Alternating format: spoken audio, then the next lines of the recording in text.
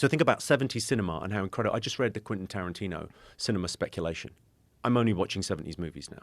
It's so impassioned hearing him talk about the movies that he loved. Yeah. It kind of went through the book. It's and went, infectious. oh, it's like the passion, the genius. He was an amazing guy to talk to. I would imagine. I mean, incredible. I mean, his mind is so fascinating, and the way he approaches the art form, it's so different than anybody else. And also, his films are grandfathered in. Like, there's hyper violence in his films that would be like really criticized today if it was a new film. There's like male on female violence. There's there's a scene in I was talking about the scene from Once Upon a Time in Hollywood where Brad Pitt kills one of the Manson girls by smashing her head against the mantelpiece. And it's like, Jesus Christ, it's so wild. Yeah. But I mean, that movie was incredible. Incredible. All of his films. He doesn't whole have movie, a bad movie. I don't know if that movie is the same for people that didn't know the story, because I was so tense watching the movie going, oh, I know what's going to happen. Oh, my God, I can't believe it. And then it doesn't happen. And you go, oh, it's the same trick as Inglourious Bastards. Yes. So fantastic. But that point I was making about like, right, okay, so 70s cinema was like kind of, there was a studio system, but it was a bit independent. The corporations hadn't got hold of it.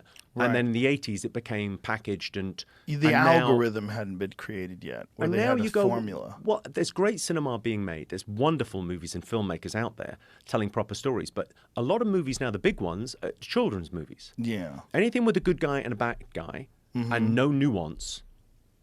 Well, in this country, the biggest movies are superhero films. And they're great. And they're really enjoyable. Great. They're enjoyable. But it's but it's not One Flew Over the Cuckoo's Nest. Right. It's not Taxi Driver. I didn't realize until Milos Forman died.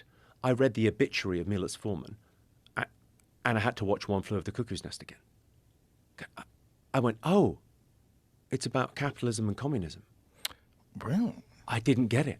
I felt like such a dummy. I went back and watched it again. He went, well, I think he came from what was Yugoslavia, and he obviously the book existed, Ken Kesey, and then when he made the movie, for him it was about the communist system versus the freedom of. Like I watched it as a young man, and I watched it again maybe 3 years ago. Oh my God. That movie is... It's a phenomenal movie. I need to watch it again. I haven't watched it in decades. That thing of like, if you keep kind of communism, capitalism kind of in your head of like, what's the subtext of this? It's just... Well, I got some time this weekend. I'll watch it again. Oh, it's really rewarding. There's a few of those films that I really need to go back and watch again. And I said Taxi Driver because that's another one that I've been really thinking about watching again. There's a few of those old films, Well, you know this theory on Lindy Books? You ever heard that theory? I know that term, but I forgot what it means. Okay, so it's the idea like the lifespan of something is the life. So most of what is consumed in our world on phones, most of what people are looking at was produced in the last 24 hours and will be gone in 24 hours. No one ever says this. No one ever goes, oh, you've got to see this TikTok from 2 years ago. It's my favorite. It's never been said. No one's had that conversation. Right. So it's all disposable.